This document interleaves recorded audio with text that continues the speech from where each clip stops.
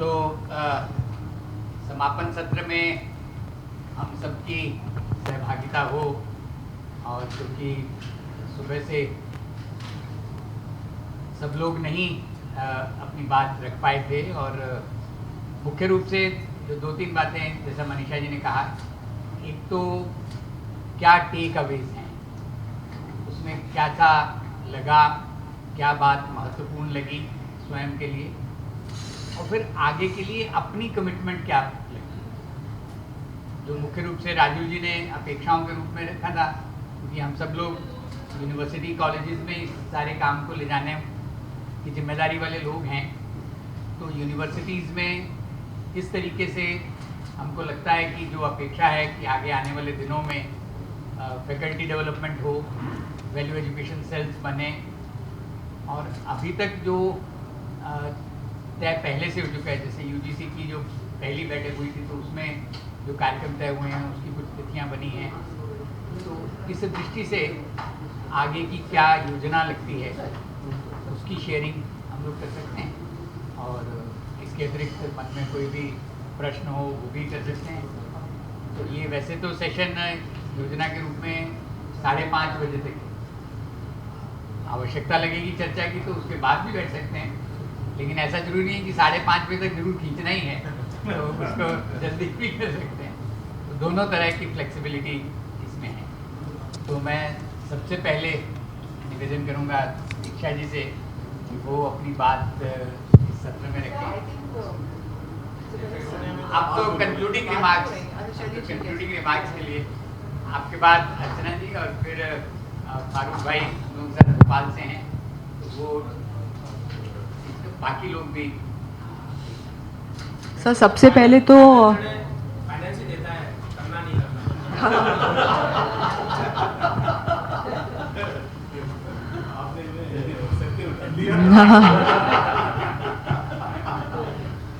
आपने सेक्रेटरी डाल दिया, आपको संकेत दे दिया।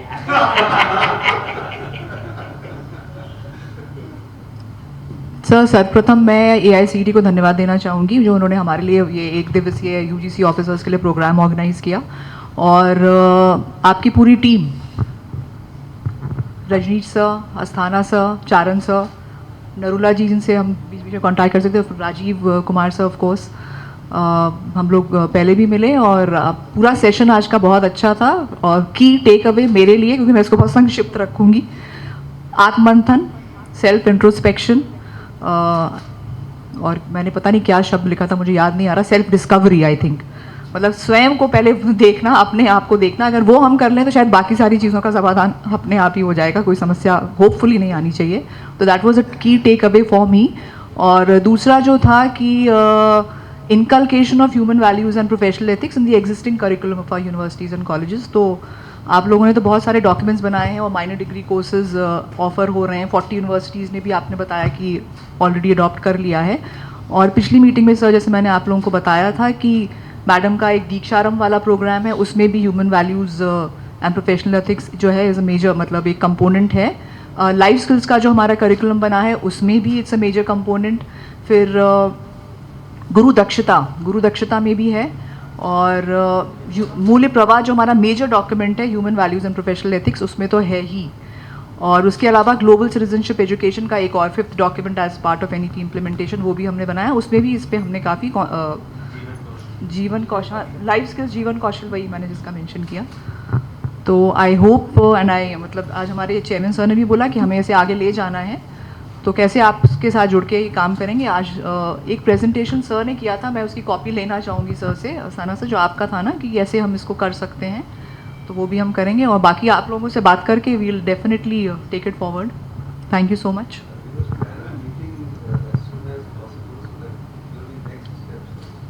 डेफिनेटली सर, धन्यवाद सभी लोगों को, यहाँ उपस्थित गणमान्य जो हमारे एकेडमिशियंस हैं और एआईसीटी के ऑफिशियल्स और हमारे यूजीसी के ऑफिशियल्स और बाकी जितने भी लोग यहाँ पे प्रेजेंट हैं, सब लोगों को मेरा बहुत स्नेह भरा प्रणाम।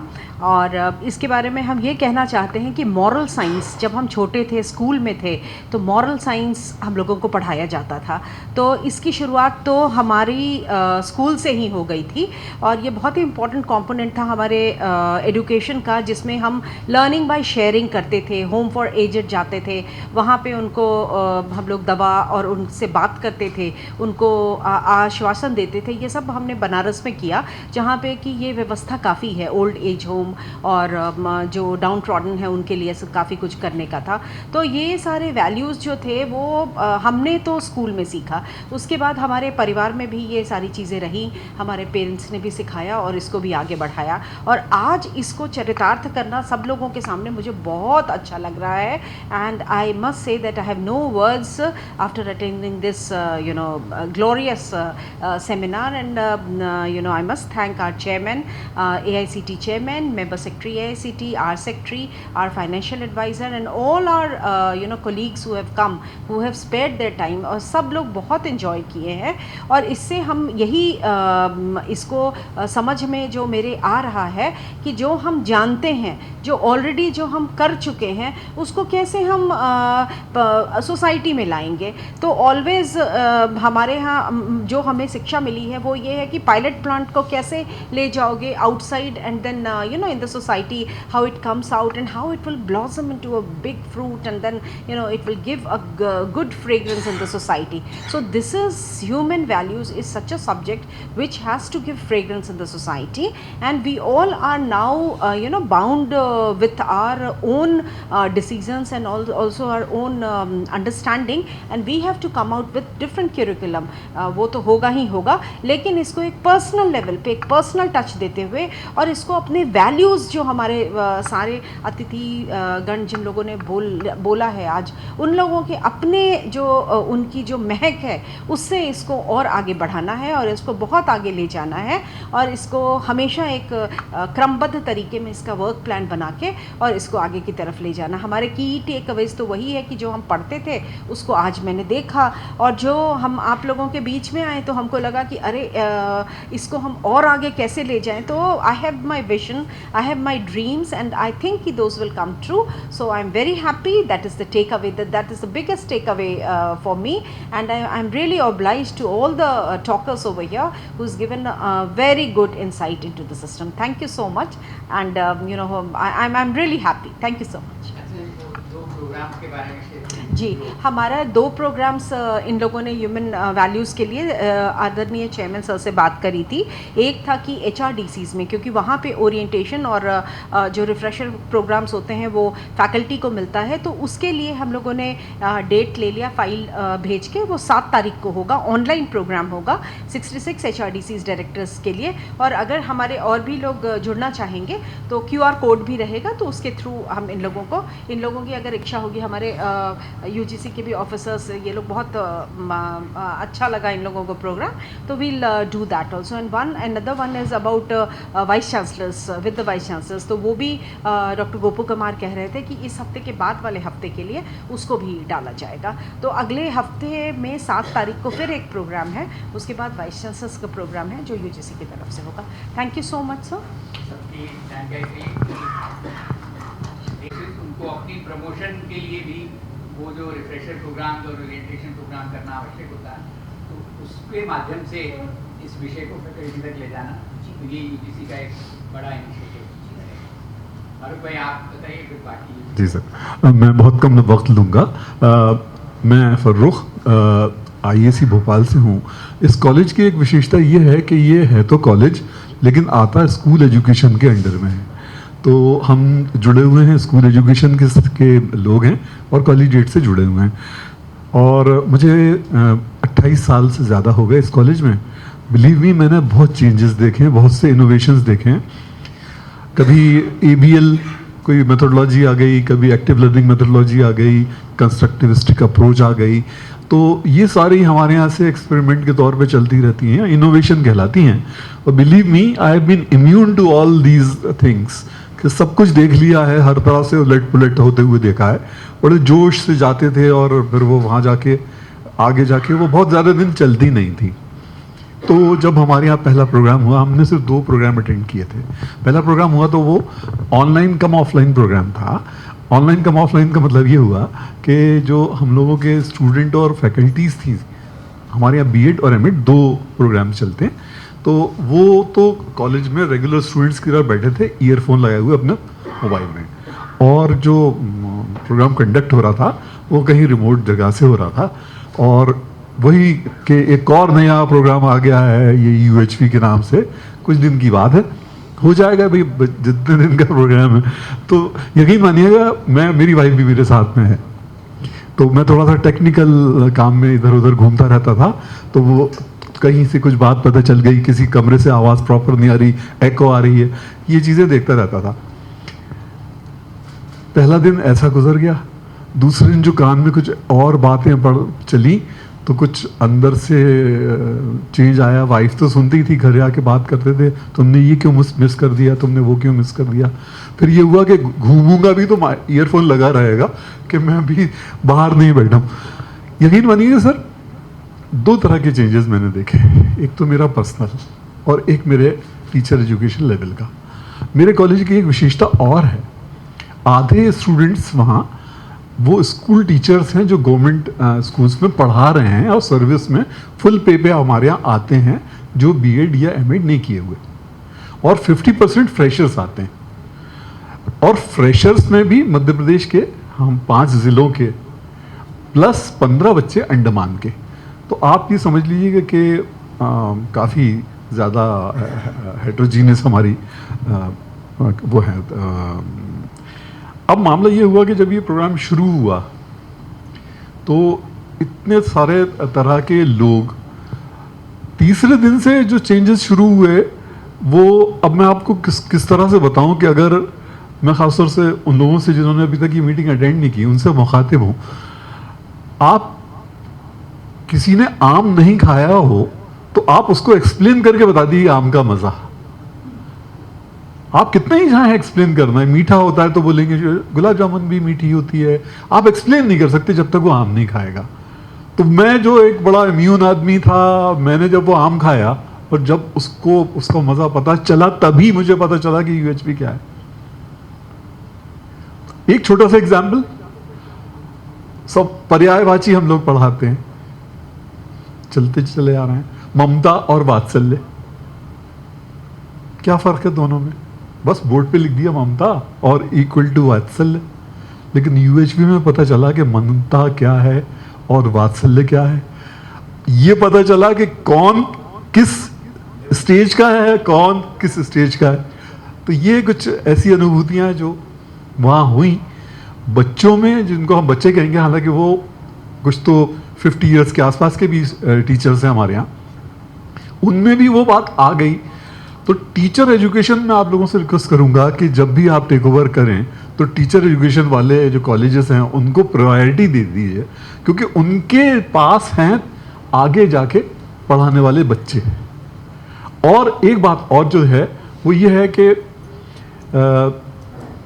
हमें जो किताबें बनाने की जिम्मेदारी जब दी गई थी, किताबें तो बनी हुई थी, उसको मतलब 8th 9th 10th and 9th 10th 11th and 12th 4 हिस्सों में डिवाइड करके लैंग्वेज के ऊपर हम लोग सबसे ज़्यादा परेशान हो रहे थे। ये भाषा तो बच्चों के नहीं आने वाली समझ में, ये तो नहीं आने वाली।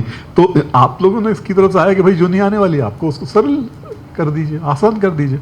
तो उसको आसान करने का काम वर्कशॉप चली। किसकी हेल्प से? वही बीएड और एमएड की जो स्टूडेंट्स है, उन्होंने सब काम अपने पढ़ाई छोड़ के और सब कुछ ये इस काम में लग के वो काम करके वहाँ भेज दिया। फिर वो अब भी कुछ चीज़ें मतलब खटकती थी कि ये तो लोग बच्चों की समझ में नहीं आएंगी। अब धीरेन्द्र सर जो इस चीज़ को हमारे यहाँ लेके आए हैं, तो इन्होंने आपको बताया ही होगा कि 9th के बच्चे नहीं मिले तो उससे भी छोटे 8th के बच्चे पकड़ लिए। और आपने वो शायद वीडियो नहीं देखा, उन 8th के बच्चों को वो लो हमें देख के क्लिष्ट लग रही थी भाषा, उन 8th के बच्चों को इतनी अच्छे से समझ में आ गई। जबकि हम ये खुद पेडागोजी में पढ़ाते हैं कि there is no such thing like a difficult word, there are only unknown words. एक बात नोन हो जाए तो डिफिकल्टी नहीं कर रहा था। तो जिनको हम डिफिकल्ट वर्ड्स मान के अंडरलाइन कर रहे थे, उन बच्चों ने उसको जो वर्ड आया है सहजता से किस तरह से एक्सेप्ट किया है। तो वो जो कोर्स है उसमें जो लैंग्वेज है ये यूनिवर्सल ह्यूमन वैल्यूज़ की बात नहीं है, वो जो लैंग्वेज है वो भी यूनिवर्सल लैंग्वेज है, वो इतने से बच्चे से लेके ऊपर तक के सबके समझ में आने वाली है। बस यही आपसे कहना चाहूँगा। शुक्रिया बहुत बहुत। बहुत बढ़िया फारूक भाई।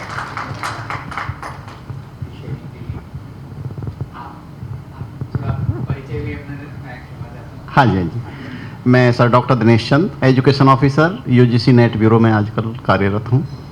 और उससे सर पहले मेरा जो एक्सपीरियंस है वो 26 ईयर का स्कूल एजुकेशन का रहा है सर। दिल्ली एजुकेशन में ही मैं पहले साइंस टीचर रहा, उसके बाद मैं हिस्ट्री का मैं टीचर रहा। और ये मैंने फील किया सर स्टूडेंट के बीच में, जैसे सर ने कहा, गणेश सर ने कहा कि टीचर की रेस्पेक्ट आज भी है सर। और उस रेस्पेक्ट पाने के लिए हमें स्टूडेंट के साथ में ना एक इमोशनल रिलेशन बनाना पड़ता है।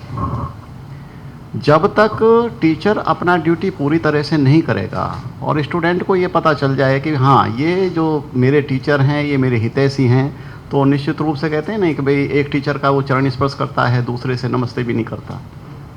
तो ये डिपेंड करता है कि हमारा अपना नेचर, हमारा अपना जो बिहेवियर है वो स्टूडेंट के प्रति कैसा है। एक सर मैं एग्जांपल अपनी लाइफ का बताता हूँ सर। तो ये कि दिल्ली में ना कुछ बच्चे बस्तियों से आते हैं, झुग्गी बस्तियों से, तो जिसको हम अच्छी तरह से उनको मतलब देखते नहीं हैं या उनकी भावनाओं की कदर नहीं करते। तो हमने 4-5 टीचर का ग्रुप बनाया। तो हमने कहा कि सर ऐसा करेंगे कि इन बच्चों के ना बस्ती में चलेंगे और इनके घर पर खाना खाएंगे। तो उस ग्रुप के साथ में बस्ती में हम गए। तो हमने कहा कि बेटे आपको स्पेशल नहीं बनाना है कुछ भी, जैसा भी घर पर है उसी तरह का खाना हमें खाना है। सर कहाँ बैठेंगे, हमारा तो एक कमरे का मकान है। कि अच्छा सड़क पे बैठेंगे। सर आप विश्वास करिए 28 बच्चे उसमें आए उस बस्ती से, और हम 5 जो अपने साथी गए, उनके बीच में वो जैसा भी खाना है उस तरह से खाना खाया हमने। और उन बच्चों का जो रिलेशन टीचर के साथ में बना सर, आप इमेजिन करोगे कि मेरी 10th क्लास में 50 स्टूडेंट थे, जिसमें से 22 स्टूडेंट ने साइंस ग्रुप लिया 11th क्लास में जाकर के। और जब भी सर मान लिया कोई प्रॉब्लम होती थी, चाहे वो पेरेंट्स की है चाहे स्टूडेंट की है, तो मेरा प्रिंसिपल भी कहते थे कि भाई नागर सर के नाम से फेमस कि नागर सर को बुलाओ, ये प्रॉब्लम को सॉर्ट आउट करेंगे सर। और उसका एक रीज़न यही था कि बच्चों से टीचर का एक इमोशनल रिलेशन ये बहुत ज़रूरी है। और सर मैंने ये भी फील किया है कि हमारे प्रोफेसर कहते थे बीएड में कि हम जब बीएड का सब्जेक्ट पढ़ाते हैं और वहाँ से टीचर क्वालिफाई होकर के निकलता है, तो हम ऐसा पर्सनालिटी में चेंज नहीं फील करते। जैसा एक मिलिट्री में एक सिपाही भी जाता है, वो 9 मंथ का जो अपनी ट्रेनिंग पूरी करके आता है, तो थोड़ा सा पर्सनालिटी में उस तरह का चेंज देखते हैं। तो प्रोफेसर हमारे कहते थे कि उस तरह का टीचर की पर्सनालिटी में चेंज नहीं होता। तो उसके लिए पर्सनालिटी में चेंज तभी होगा जब हम उसको एज ए टीचर, एज उसके सिलेबस में उस तरह से चेंज करें कि किस तरह से वो एक अच्छा टीचर बन सकता है। थोड़ा सा आज की वर्कशॉप के संदर्भ में सर आज का जो ह्यूमन वैल्यू पर है सर, ये मैं ये मानता हूँ कि ज़्यादा नहीं तो 6th क्लास से लेकर के 12th क्लास में इसको ब्रेक के रूप में, थोड़े थोड़े सिलेबस के रूप में हमें स्टूडेंट को पढ़ाना चाहिए। और सर बीएड के सब्जेक्ट में तो ये कंपलसरी सब्जेक्ट होना चाहिए, पूरे 2 साल में कंपलसरी सब्जेक्ट होना चाहिए, तो हम बहुत अच्छा रिजल्ट दे सकते हैं। Thank you sir. बीएड के लिए इसका विशेष महत्व है। नेक्स्ट साथी और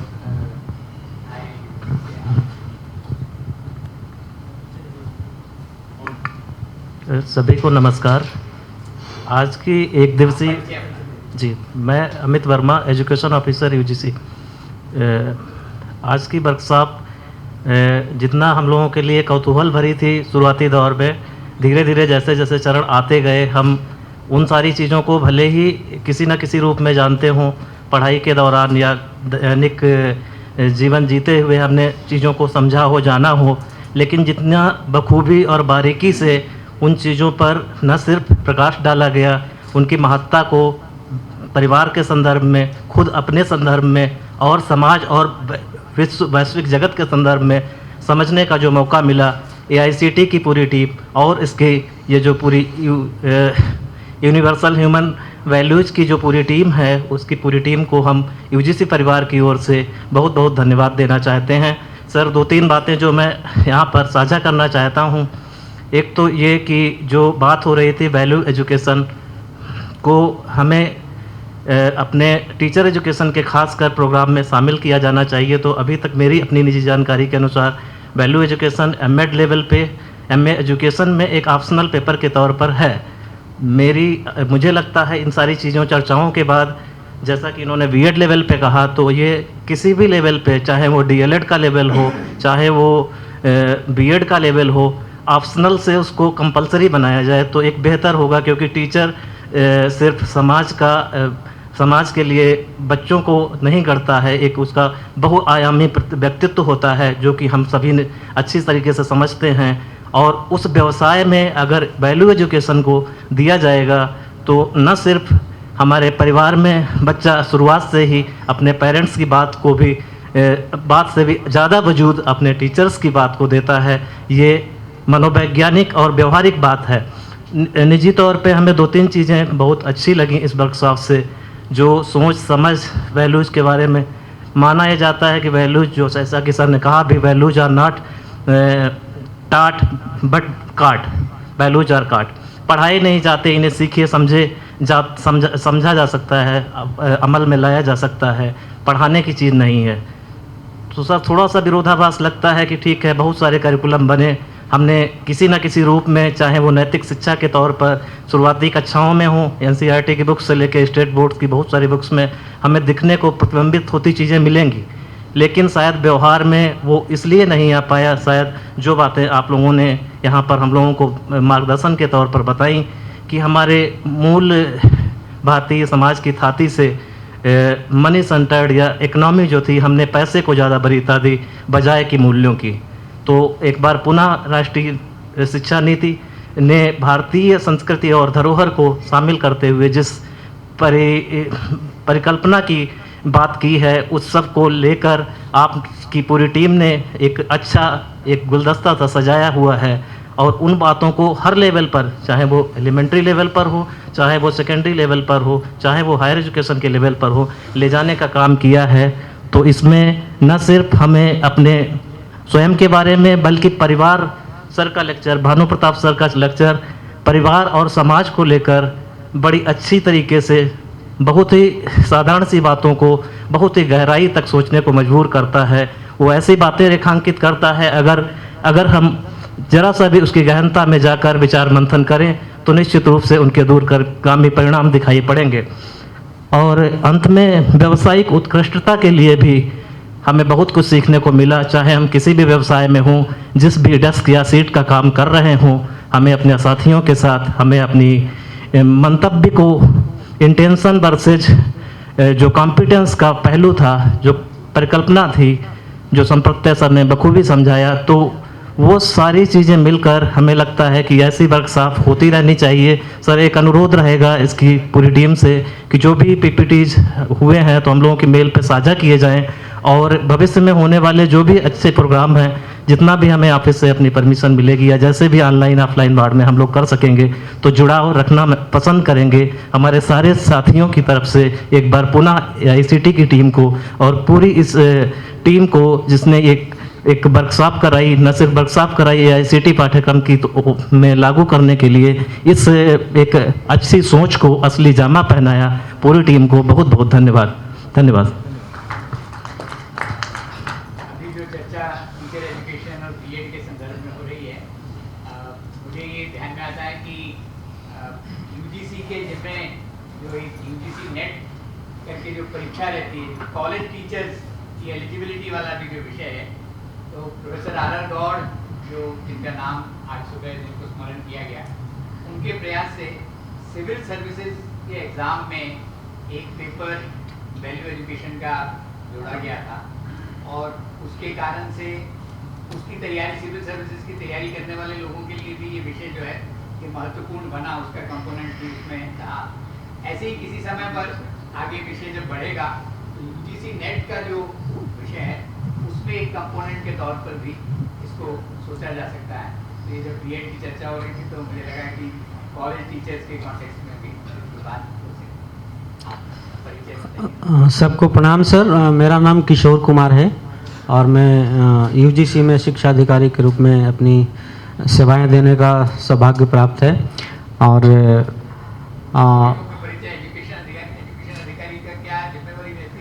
हमारी अलग अलग जिम्मेदारियां हैं सर। हमारे विश्वविद्यालय अनुदान आयोग में लगभग 62 ब्यूरोज हैं, अनुभाग हैं, और सबकी जिम्मेदारियां अलग अलग बटी हुई होती है। कोई पॉलिसी में होते हैं, कोई विधि विभाग में होते हैं, और कोई फाइनेंस में होते हैं, इस तरीके से। एजुकेशनल एडमिनिस्ट्रेटर जैसे यूजीसी में आप कोई बोल सकते हैं, जो आप लोग हमारी सरकारी अंडर सेक्रेटरी बीटू सेक्रेटरी है, तो they are at the level of under secretary. But educational administrator जो यूजीसी बेसिकली है, तो उसमें उनको डिफरेंट कैडर, डिफरेंट रिस्पांसिबिलिटी। हमारा एक एकेडमिक कैडर है सर, और दैट वे वी डिफर। तो सर जहाँ तक आज के इस वर्कशॉप की बात है, तो मैं जैसा कि शुरुआत में कहा गया था कि एक प्रस्ताव रखा जाएगा, और प्रस्ताव के क्रम में आप संवाद से जुड़ेंगे, फिर वो संवाद आपको अपने आप के साथ शुरू हो जाएगा। वस्तुतः सर आज का जो वर्कशॉप था बिल्कुल अक्षरशः उसी व्यवस्था पर चली। प्रस्ताव से शुरुआत होकर हम आपस में संवाद से जुड़े, फिर अपने आप से संवाद होने लगा। और इसी क्रम में मुझे ख्याल आया, जैसे मैं अरोड़ा सर को सुन रहा था, गणेश सर को सुन रहा था, भानु सर को सुन रहा था, मुझे लगा कि अपना देश एक ऐसा देश रहा है जो दूसरे देशों से भिन्न है, और अपना देश जीवन में मंगल ढूंढने वाला देश रहा है, जबकि दूसरे देश मंगल पर जीवन ढूंढने वाले लोग हैं। अलग बात है कि आज हम भी साइंस टेक्नोलॉजी में आगे बढ़ गए हैं, बट कहीं ना कहीं अपने मूल्यों को पीछे छोड़ा है हमने, और शायद इसी वजह से मूल्यों के प्रति फिर से उन्मुख होने की आवश्यकता पड़ी है। तो आज निश्चित रूप से आज का वर्कशॉप जो है, आज हम सबके विचारों को बहुत गहराई से आंदोलित किया है। और जहाँ तक टेक अवे की बात करें, तो मैं दीक्षा मैडम से सहमति रखता हूँ कि मैं यहाँ से सेल्फ इंट्रोस्पेक्शन को लेकर जा रहा हूँ। आत्ममंथन मुझे लगता है कि करने की आवश्यकता है। और एक चीज़ और मैं सीखा हूँ कि irony of our life and miseries is that कि we are more inclined towards our love for power than understanding the power of love. So मुझे लगता है कि हमें प्रेम की शक्ति में ज़्यादा विश्वास करना चाहिए, न कि शक्ति से प्रेम के बारे में सोचना चाहिए। एक और बात कहना चाहूँगा सर कि हमने अपने जीवन में, मेरा सौभाग्य रहा कि बहुत अच्छे शिक्षक हमें मिले। कुछ का नाम भी मैं लेना चाहूँगा, डॉक्टर के नारायण, डॉक्टर प्रभात कुमार सिंह, प्रोफेसर जगमोहन सिंह राजपूत, और भी ऐसे कई शिक्षक हैं। और मैं अपने आप को सौभाग्यशाली समझता हूँ आज के वर्कशॉप से जुड़कर कि हमें और भी हमारे जीवन में कई और नए 3 नाम जुड़ गए, अरोड़ा सर का, भानु प्रताप सर का, और कह सकते हैं गणेश सर का। मैं बड़ा तत्पर रहूँगा सर कि अगर आगे भविष्य में भी मुझे आप लोगों को सुनने का मौका मिले, आपके साथ पूरी टीम को, मैं अपने आप को बहुत सौभाग्यशाली समझूंगा। जहाँ तक इसको आगे बढ़ाने की बात है सर, तो संस्थागत तौर पर जो हमें जिम्मेदारियाँ दी जाएगी उसको तो हम निभाएंगे ही, साथ ही साथ सर हम अपने व्यक्तिगत क्षमता के हिसाब से भी इसमें जुड़ना चाहेंगे, और जहाँ तक संभव हो सकेगा इसमें हम अपना पूरा योगदान देंगे। सर एक एनसीईआरटी के कॉलेजेस हैं, रीजनल इंस्टीट्यूट ऑफ एजुकेशन, वो पूरे कंट्री को 7 जोन में डिवाइड करती है, और 7 जोन के एजुकेशनल नीड को कैटर करती है। बेसिकली हम कह सकते हैं कि regional institute of education one of the best institutions in the field of education है। और मैं चाहूँगा सर कि किसी तरीके से अगर रीजनल इंस्टीट्यूट ऑफ एजुकेशन के पाठ्यक्रम में इसको भी समाहित किया जाए, तो वहाँ से निकलने वाले जो शिक्षक होंगे, छात्र होंगे, वो हमारे लिए बहुत बड़ा एसेट होंगे। और मैं बेसिकली सर उड़ीसा से बिलोंग करता हूँ, मुझे बड़ा देख के दुख हो रहा था, मन में मैं सोच भी रहा था कि जितने भी कार्यक्रम चल रहे हैं यूनिवर्सल ह्यूमन वैल्यूज़ का, उसमें कहीं उड़ीसा का नाम नहीं आया। तो सर उस स्तर पर भी मैं चाहूँगा आपने आपने वेस्ट बंगाल का नाम लिया, अच्छा अच्छी बात है सर। तो वहाँ भी अगर कुछ बढ़ाने की ज़रूरत है और उसमें मैं सहयोग दे सकता हूँ तो सर मैं हमेशा तत्पर रहूँगा। बहुत बहुत धन्यवाद सर।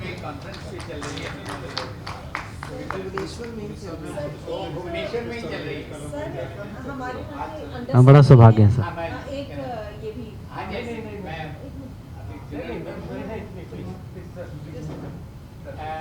एक मैं जस्ट कंफर्म करना चाहूँगा कि हमको जो फीडबैक फॉर्म मिला है वो आप सब लोगों ने अभी तक नहीं भरा है तो उसको भर दें। इसमें की टेकअवेज की बात है और आपका सबका मोबाइल नंबर, ईमेल, ताकि जो आगे के सारे कार्यक्रम हैं उसकी जानकारी आपको मिलती रहे। और इसमें कुछ नीचे 5 प्रश्न भी हैं जिसमें आपको कि आप एग्री करते हैं, नहीं एग्री करते हैं और उसको एसेंशियल इफेक्टिव मानते हैं, उसको भी आप भरें, ऐसा नहीं करते। अभी जो लोग नहीं बोल पाए हैं उनके मन में भी भाव आए होंगे, आप अपनी बात कुछ शेयर करना चाहें? हाँ। मैं डॉक्टर रविंद्र कुमार, शिक्षा अधिकारी के पद पर विश्वविद्यालय अनुदान आयोग में कार्यरत हूँ। सर, आज की जो कार्यशाला है, जहाँ तक मैं समझ पाया हूँ, हमारे कुलीग्स ने कहा कि हम ये प्रस्ताव के रूप में यहाँ रखा गया था और आत्ममंथन पर हम लोग आ गए। ये बात अपनी जगह बिल्कुल सही है। रही दूसरी बात ये कि सर, जो ह्यूमन वैल्यूज़ की बात है, आज क्या कारण है कि एक पिता और पुत्र के बीच अंतर है, समाज में व्यक्ति व्यक्ति के बीच अंतर है और एक शिक्षक और शिष्य के बीच अंतर है। ये हमारा देश जो विश्व गुरु के रूप में ख्याति प्राप्त है, लेकिन कहीं ना कहीं जो वैल्यूज़ दिन प्रतिदिन हमारे समाज से घटते गए, हम क्यों इस स्तर पर आ गए कि जो वैल्यूज़ हम हमारे यहाँ आकर विदेशों के से आकर लोग उन मूल्यों को सीखते थे, और आज वो कौन सी वजह है जिसकी वजह से हमें ही मूल्य सीखने पड़ रहे हैं। इस पर विचार किया जाना बहुत ही ज़रूरी है। आज की कार्यशाला से काफ़ी हद तक हमें ये सोचने और विचारने को, जानने को, जो उस स्तर तक कहीं ना कहीं जो कमी, एक गैप हम लोग महसूस कर रहे थे, ये ह्यूमन वैल्यूज़ का जो कार्यक्रम आप लोगों के द्वारा किया जा रहा है सर, वास्तव में प्रशंसनीय और सराहनीय है। और विश्वविद्यालय अनुदान आयोग के द्वारा जो भी जिम्मेदारियां हम लोगों को दी जाएंगी, हमारे सर बैठे हैं, उनका अक्षर से पालन किया जाएगा और हम अपने स्तर से और आयोग के स्तर से आश्वस्त करते हैं कि हम 100% अक्षर से उसका पालन करेंगे। और निश्चित रूप से सर, जो यहाँ आज एक पिक्चर दिखाई दी है, जो अचीवमेंट हम लोगों को प्राप्त करना है, निश्चित रूप से उस गोल को हम अचीव जरूर करेंगे सर। आज की कार्यशाला हम लोग पहले कभी उपस्थित नहीं हुए, पहली बार आप लोगों के साथ इंटरेक्शन का मौका मिला है, लेकिन इतना तो जैसे कौन कहता है कि आकाश में सुराग नहीं हो सकता, एक पत्थर को उछालो यारो, तो वो पत्थर तो सर उछल गया है। और निश्चित रूप से ये यूनिवर्सल ह्यूमन वैल्यूज़ का जो कार्यक्रम है, एक समय वो आएगा कि ये घर घर तक जाएगा और जो कमी हम लोगों को साल रही है, हम लोग जिसको महसूस कर रहे हैं, वो निश्चित रूप से दूर होगी सर। ऐसा मेरा विश्वास है। इन्हीं शब्दों के साथ बहुत बहुत धन्यवाद। अब आप थोड़ा सा आपसे नहीं आप नहीं सर, मेरा ऑफिसर्स ने जितना बोलना था उतना बोल दिया। मैं फॉर्मली यही कहूँगा, मेरा नाम डी रविनारायण है, I am under secretary UGC. जब सर्कुलर ऑफिस में निकला था तो मैंने कहा एक छुट्टी खराब गया, तो ये सोच के अंदर आया था। जब I am living this place I am a totally changed person. मेरा जो है पर्सपेक्टिव चेंज हुआ है। I am thankful for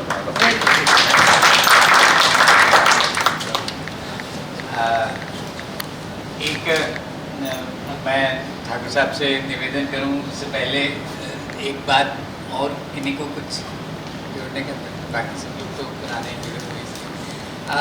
Punjab का एक अनुभव मुझे लगता है कि शेयर करना आप सबसे।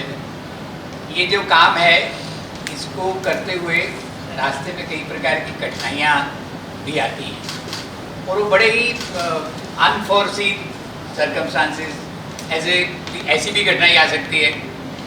जब हमने पंजाब टेक्निकल यूनिवर्सिटी में इसको मैंडेटरी कोर्स के तौर पे घोषणा कर दी, एकेडमिक काउंसिल से पास हो गया भी, तो अखबार में एक दिन आ गया कि ये जो पीटीयू में नया वाइस चांसलर आया है ये तो कोई हिंदू एजेंडा जो है लागू कर रहा है, ये तो कोई आरएसएस एजेंडा, किसी ने लिख दिया कि ये सिख विरोधी कोर्स है ऐसा करके।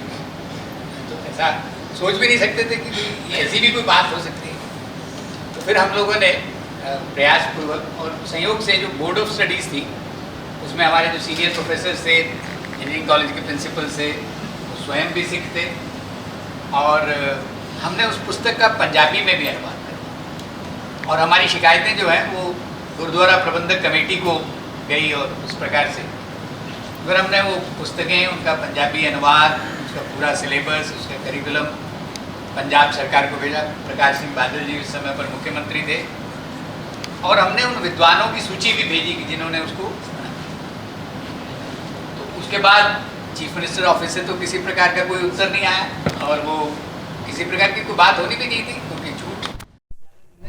लेकिन सबसे अच्छी बात जो ये हुई कि पूरे पंजाब में जो सबसे अधिक इफ़ेक्टिव तरीके के साथ ये कोर्स अगर चला तो एसजीपीसी का ही एक कॉलेज फतेहगढ़ साहब में बाबा बंदा सिंह बहादुर कॉलेज और उसके प्रिंसिपल ग्रेवाल जी इतनी डेडिकेशन के साथ उस काम में लगे। मतलब हमको पंजाब में जितने वॉलंटियर्स मिले उसमें सबसे ज़्यादा वॉलंटियर्स उस एसजीपीसी के कॉलेज से मिले और अधिकांश लोग सिख वॉलंटियर्स थे और लड़के भी और लड़कियां भी। और उसके कारण से पंजाब में इस काम को जड़े जमाने में हमें सुविधा मिली। अभी हमारे यहाँ जो महाराजा रंजीत सिंह पंजाब टेक्निकल यूनिवर्सिटी है उसके वाइस चांसलर डॉक्टर बूटा सिंह जी वो AICT की नेशनल कोऑर्डिनेशन कमेटी के सदस्य भी हैं और ऐसे बहुत सारे लोग जो हैं उस दिशा में। तो देश में अलग अलग जगह में अलग अलग प्रकार की घटनाएँ अभी बता सकते हैं अपने राजीव जी कि जैसा धीरेन्द्र जी ने संकेत किया कि फाइनेंस वाले कहेंगे तो फिर जो है वो चीज़ आगे बढ़ सकेगी। तो इस सारे में खर्चा जो है वो किसी भी प्रकार का ऑनरेरियम नहीं लगता है। जनरली जो एजुकेशन के ऐसे सब प्रोग्राम्स में खास करके ट्रेनिंग प्रोग्राम्स में जो सबसे बड़ा कंपोनेंट होता है वो रिसोर्स पर्सन्स का ऑनरेरियम होता है, तो वो बिल्कुल नहीं लगता है।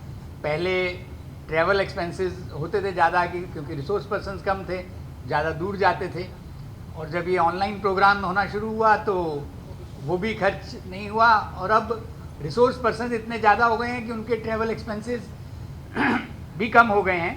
तो आज की डेट में अगर कोई खर्चा है जो मुझे लगता है कि UHV प्रोग्राम में AICT कर रही है तो वो केवल जो एक सॉफ्टवेयर है जूम का लाइसेंस है, वो लाइसेंस का एक एक्सपेंडिचर है कि जिसका 1000 की कैपेसिटी है, एक से अधिक लाइसेंसेस हैं। तो वो भी ज़्यादातर कोशिश राजू जी की होती है कि जूम वालों से नेगोशिएट करके जितना फ्री के लाइसेंस ले लिए जाएँ उतना अच्छा रहेगा। तो इस दृष्टि से भी इसको आगे बढ़ाने में, परंतु नौजवान शक्ति इस सारे में आगे जुड़ती है और नौजवानों के कारण से ये काम आगे बढ़ पा रहा है। तो उस सारी दिशा में आगे की कौन कौन सी कठिनाइयाँ आ सकती हैं, इनके बारे में भी हम जब काम बढ़ाएंगे तो हमें इसके बारे में सजग सचेत रहना होगा। इतनी ही बात मुझे लगा कि एक अलग तरह का एक घटना थी, वो मैंने आपके साथ शेयर की। तो अभी आज जगदीश जी अपने चेयरमैन यूजीसी वो जिम्मेवारी लगा के गए हैं, तो ठाकुर साहब के जिम्मे ये लगा है, आप वहाँ फाइनेंस एडवाइज़र हैं, कि यूजीसी की ओर से इस कार्यशाला के कंक्लूडिंग रिमार्क्स आप शेयर करेंगे, और फिर एआईसीटी की ओर से धन्यवाद का दायित्व तो राजीव जी का है। उसके बीच में और किन्हीं को कुछ कहना, राजीव जी आप कुछ बोलना चाहेंगे कोई बात तो बताइए।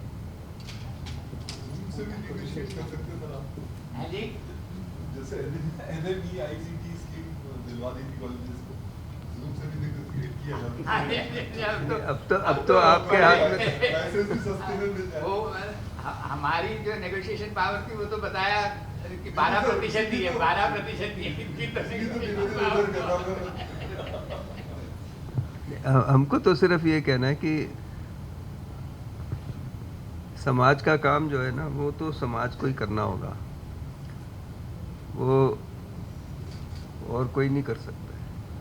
तो समाज का काम समाज को करना है, जिम्मेदारी लेना है, उसको करना है।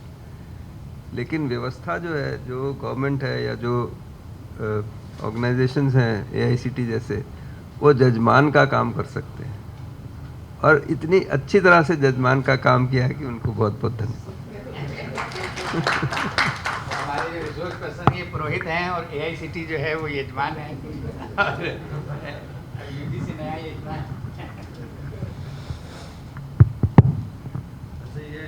जैसे फाइनेंस की बात करते हैं, तो जितने प्रोग्राम हम टीचर वर्कशॉप सेमिनार कराते हैं, उसके रेस्पेक्ट में कुछ भी फाइनेंस नहीं। तो इसी को ध्यान में रखते मुझे एक बहुत बात याद आती है कि हमारे जो पहले शिक्षा मंत्री हुए अब्दुल कलाम आज़ाद, तो वो पहले बार किसी यूनिवर्सिटी में गए, तो यूनिवर्सिटी के लोगों ने, अक्सर होता है कि हमारे पास ये व्यवस्था नहीं है, वो व्यवस्था नहीं है, वो, तो अंत में उन्होंने कहा कि शिक्षा के लिए सामान की नहीं, अरमान की ज़रूरत होती। तो मुझे लगता है इसमें तो अरमान की ही ज़रूरत है, सामान की कम ज़रूरत है।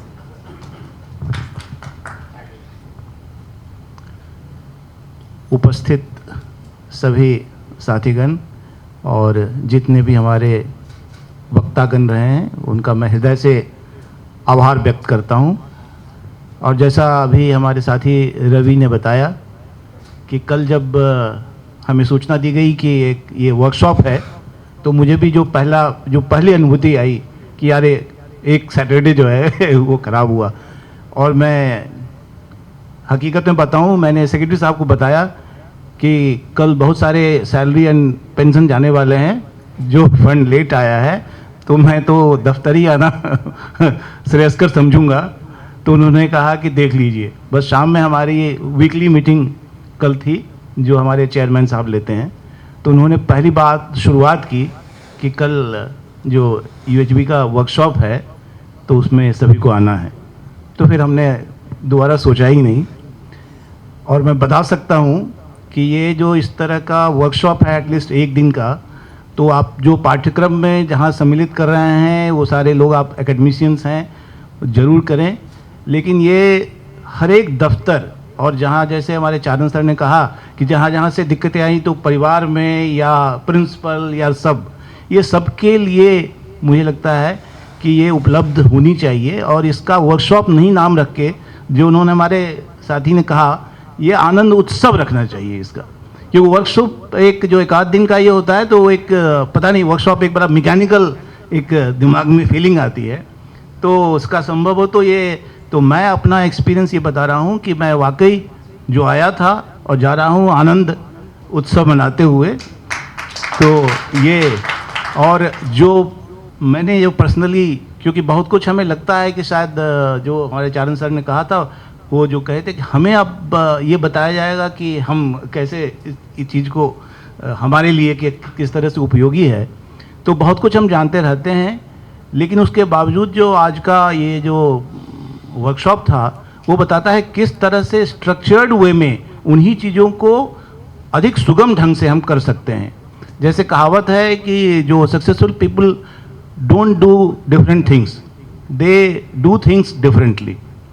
तो ये इस तरह के जो अवसर हमें मिलते हैं तो एक लीक से हटके और हमें खुद को समझने का मौका मिलता है, और खुद को यदि बेहतर समझेंगे तो दूसरों को भी हम समझ पाएंगे, और सारी समस्याओं का जड़ जो है शायद वही है। और अन्ना करेनिना एक नॉवेल आप लोग जानते होंगे, लियो टॉल्स्टॉय, उसकी पहली लाइन यही है कि happy families are all alike but every unhappy family is unique in its own way. तो जो हमारे अभी भानु सर ने जो बात कही थी, जो या सभी वक्तागण का जो सार है कि समझ, संबंध और सुविधा, तो मुझे लग रहा है इन्हीं में सब कुछ है। और परेटो का जो प्रिंसिपल है, जो क्योंकि हम लोग वो सामंजस्य नहीं बना पाते हैं कि परेटो पे 80-20 का रूल जो पता है कि अक्सर हाँ हम 80% ऑफ द रिसोर्सेज या टाइम 20% जिसका आउटपुट होता है उस पे लगाते हैं। तो जैसे वो सुविधा भोगी या उन चीज़ों में हम लगे रहते हैं तो सारे हम वहीं पर व्यर्थ कर देते हैं।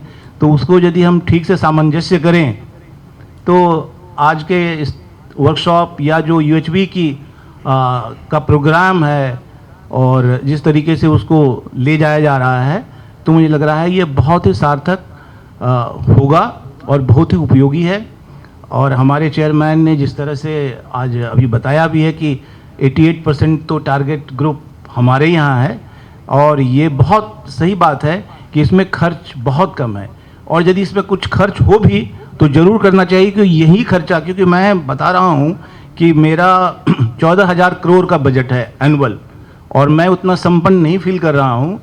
जो आज के इस तरह के वर्कशॉप और इस तरह के कार्यक्रम में यदि कुछ खर्चा हो तो जो मुझसे बन पड़ेगा फंड की व्यवस्था करने में, क्योंकि 10-5 करोड़ जो है इतने बड़े बजट में उपलब्ध कराना कोई मुश्किल नहीं है। और मुझे लगता है कि उतना ही काफ़ी है इन सब प्रोग्राम और इसको आगे बढ़ाने के लिए। तो हमारे चेयरमैन सर के गाइडेंस में जो भी संभव होगा उन्होंने एक कमिटमेंट किया है, बहुत अच्छा प्रयास है। तो हम सभी जो भी संभव होगा हम करेंगे।